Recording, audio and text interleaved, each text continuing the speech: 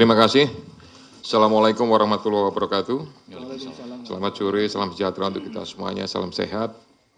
Saya langsung saja untuk efisiensi waktu. Jadi, sebagaimana tadi disampaikan bahwa ada kegiatan tangkap tangan di Kementerian Ketenagakerjaan. Ini berawal dari kami menganggap bahwa, dan saya yakin semua juga masyarakat menganggap bahwa tenaga kerja itu merupakan tulang punggung perekonomian negara. Sehingga kualitas dan ketangguhan sistem tata kelolanya menjadi salah satu kunci dalam upaya peningkatan ekonomi nasional. Saat ini Indonesia sedang berada pada periode produktif dengan bonus demografi yang menunjukkan tingginya jumlah sumber daya manusia yang berada pada usia kerja.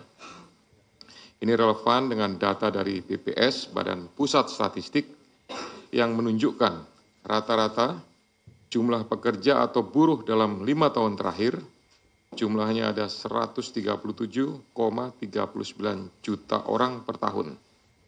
Adapun untuk tahun 2025, jumlahnya 145,77 juta orang atau 54% dari total penduduk Indonesia. Dari populasi tersebut, tenaga kerja atau buruh pada bidang dan spesifikasi pekerjaan tertentu itu diwajibkan memiliki sertifikasi K3, keselamatan dan kesehatan kerja, dalam rangka menciptakan lingkungan kerja yang aman, sehat, dan nyaman sehingga meningkatkan produktivitas para pekerja. Adapun pengukuran dan pengendalian lingkungan kerja harus dilakukan oleh personil K3 bidang lingkungan kerja yang memiliki sertifikasi, kompetensi, dan lisensi K3. Ironinya, ketika kegiatan tangkap tangan, KPK mengungkap bahwa dari tarif sertifikasi K3 yang sebesar Rp275.000, tapi fakta di lapangan menunjukkan bahwa para pekerja atau buruh harus mengeluarkan biaya hingga 6 juta rupiah karena adanya tindak pemerasan dengan modus memperlambat, mempersulit, atau bahkan tidak memproses permohonan pembuatan sertifikasi K3 yang tidak membayar lebih tersebut.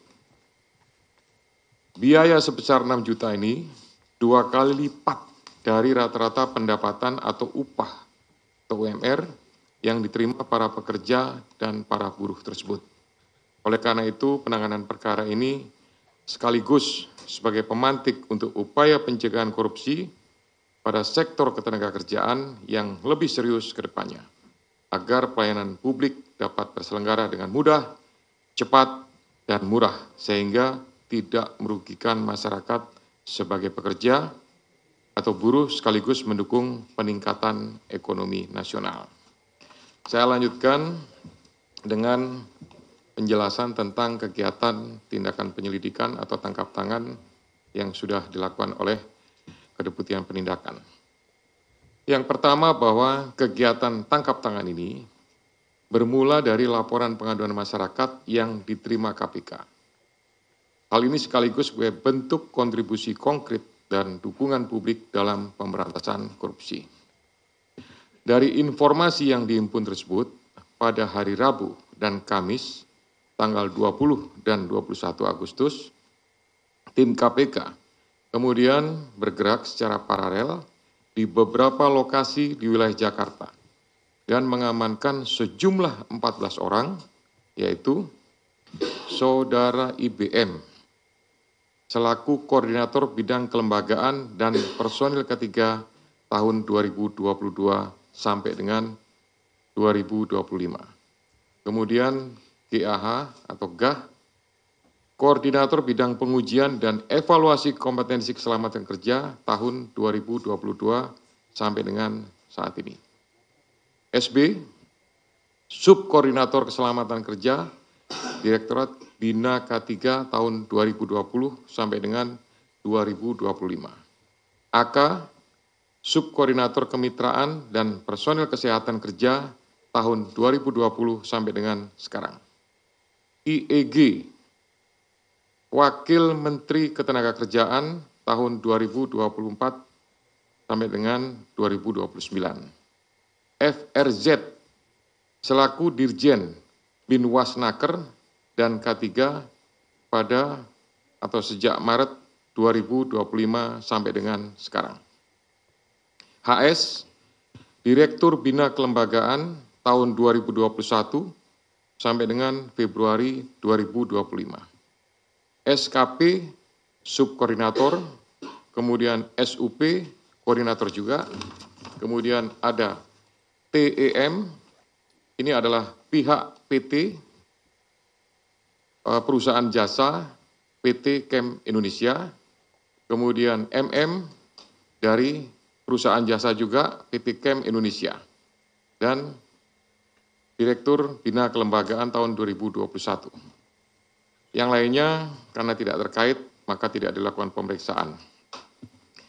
Selain itu tim juga mengamankan barang bukti yang diduga terkait ataupun yang merupakan hasil dari tindak pidana ini, yaitu 15 unit kendaraan bermotor roda 4 dengan rincian 12 unit dari IBM, 1 unit dari SB, 1 unit kendaraan roda 4 dari SB, yang 12 unit tadi juga roda 4, kemudian 1 unit roda 4 dari HS, 1 unit roda 4 dari GAH.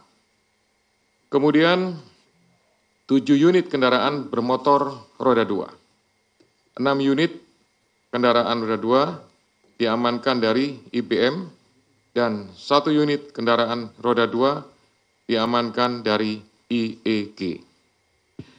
Kemudian ada juga uang tunai lebih kurang sekitar 170 juta dan ada 2.201 US dollar dan beberapa pecahan lainnya. Barang bukti tersebut dari pihak-pihak yang diamankan dalam kegiatan tangkap tangan ini jumlahnya cukup banyak dan mempunyai nilai yang cukup tinggi. Hal ini relevan bahwa praktik dugaan pemerasan ini sudah terjadi sejak beberapa periode waktu sebelumnya, diperkirakan dari tahun 2019 sampai dengan saat ini. Adapun konstruksi perkaranya, atas penerimaan uang dari selisih antara yang dibayarkan oleh para pihak yang mengurus penerbitan sertifikat K3 kepada perusahaan jasa K3 atau PJK3 dengan biaya yang seharusnya sesuai dengan tarif PNBP, kemudian uang tersebut mengalir ke beberapa pihak, yaitu sejumlah 81 miliar. Dengan rincian nanti akan didetailkan.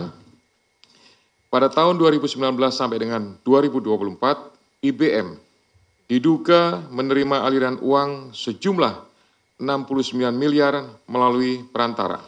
Uang tersebut selanjutnya digunakan untuk belanja, hiburan, DP rumah, setoran tunai kepada GAH, HS, dan beberapa pihak lainnya, serta digunakan untuk pembelian sejumlah aset seperti beberapa unit kendaraan roda 4 hingga penyertaan modal pada 3 perusahaan yang terafiliasi PJK3. Kemudian GAH diduga menerima aliran uang sejumlah 3 miliar dalam kurun waktu 2020 sampai dengan 2025 yang berasal dari sejumlah transaksi, diantaranya setoran tunai mencapai 2,73 miliar, transfer dari IBM sebesar 317 juta, dan 2 perusahaan di bidang PJK3 dengan total 31,6 juta. Uang tersebut digunakan GAH untuk keperluan pribadi, dibelikan aset dalam bentuk pembelian 1 unit kendaraan roda 4, sekitar 500 juta, dan transfer kepada pihak lainnya senilai 2,53 miliar. Kemudian SB diduga menerima aliran dana sejumlah 3,5 miliar pada kurun waktu 2020 sampai dengan 2025 yang diterimanya dari sekitar 80 perusahaan di bidang PJK3. Uang tersebut digunakan untuk keperluan pribadi, Di antaranya transfer ke pihak lain, belanja, hingga melakukan penarikan tunai sebesar 291 juta. Kemudian AK diduga menerima aliran dana sejumlah 5,5 miliar pada kurun waktu 2021 sampai dengan 2024 dari pihak perantara. Kemudian sejumlah uang tersebut mengalir kepada pihak penyelenggara negara, yaitu IEG, sebesar 3 miliar pada bulan Desember 2024. Kemudian FAH dan HR sebesar 50 juta per minggu. HS lebih dari 1,5 miliar selama kurun waktu 2021 sampai dengan 2024, serta CFH berupa 1 unit kendaraan roda 4. Sehingga dalam perkara ini, pihak-pihak yang diduga menerima aliran uang dari PJK 3 adalah IBM, kemudian KAH, SB, AK, IEG, FRZ, CFH, HS. KPK selanjutnya melakukan pemeriksaan secara intensif dan telah menemukan sekurang-kurangnya 2 alat bukti yang cukup. KPK kemudian menaikkan perkara ini ke tahap penyidikan dengan menetapkan 11 orang sebagai tersangka, yakni IBM, kemudian KAH, SB, AK, IEG, FRZ, HS, SKP, SUP, PEM, dan MM. KPK selanjutnya melakukan penahanan terhadap para tersangka untuk 20 hari pertama terhitung tanggal 22 Agustus sampai dengan 10 September 2025 di Rumah Tahanan Cabang KPK Gedung Merah Putih.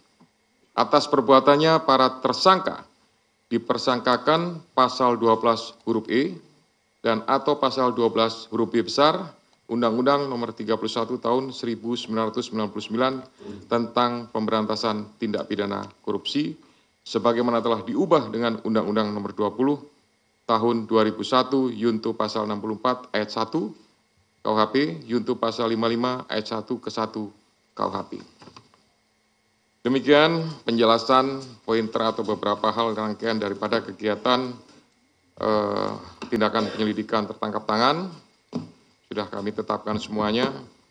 Jadi saya tambahkan ini merupakan sebuah keprihatinan sebenarnya.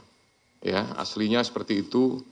Saya yakin semua pihak merasakan sebuah keprihatinan di saat pengurusan tenaga kerja harusnya dipermudah, tapi kemudian ada sekelompok pejabat yang justru memanfaatkan, mengetahui, membiarkan, bahkan menikmati dan menerima ya uang yang berasal dari pihak-pihak tenaga kerja perusahaan yang kemudian digunakan untuk kepentingan pribadi.